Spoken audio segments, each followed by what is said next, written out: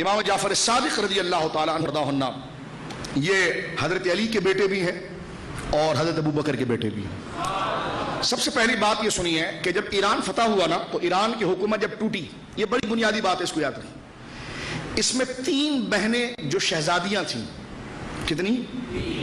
3 بہنیں تھیں جو شاہ ایران کی بیٹی تھی، اور تینوں بہنیں تھیں، وہ تینوں قید ہو کر مدینے آئیں۔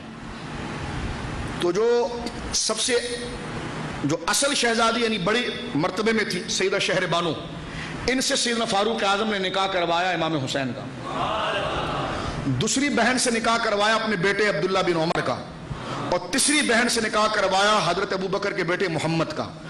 تو یہ تینوں بہنیں ان 3 شخص کے نکاح میں گئی۔ امام علی مقام کے نکاح میں ایک بہن گئی، ایک گئی حضرت قبلہ محمد بن ابی بکر کے نکاح کے اندر، اور اسی طرح یہ ترتیب حضرت عبداللہ بن عمر۔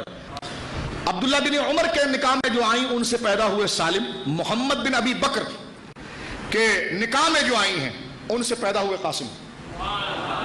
اور قاسم کون ہے؟ امام جعفر صادق کے نانا ہے، امام جعفر صادق کے سگے نانا قاسم، مدینے کے سب سے بڑے مفتی۔ اس سے پہلے میں نے امام جعفر صادق پر تقریر کی رضی اللہ تعالیٰ عنہ، اس پہ میں نے ان کا شجرہ پورا پڑھا ہے، تو یہ سنی یاد رکھو ذرا۔ وہ تینوں بہنیں، اور تیسری بہن سے کون پیدا ہوا ہے جو امام علی مقام سے نکاح ہوا؟ امام زین العابدین۔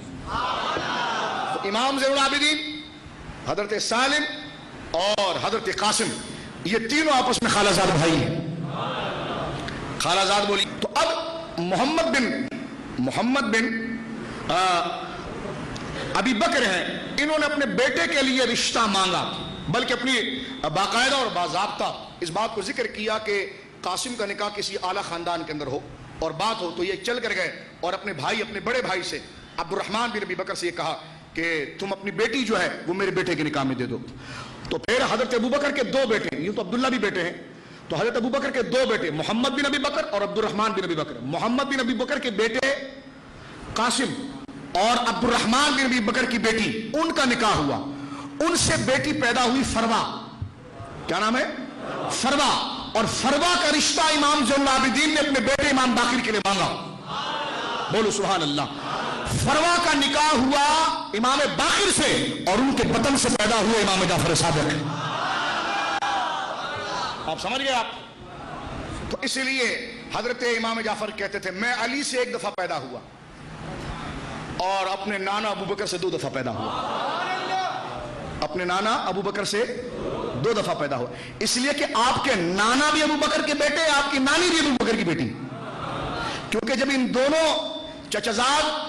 چچزادوں میں شادی ہوئی تو فروا پیدا ہوئی، اور فروا کا رشتہ مانگا امام زین العابدین نے اپنے بڑے بیٹے امام باقر کے لیے، اور ان کے بطن سے پیدا ہوئے حضرت امام جعفر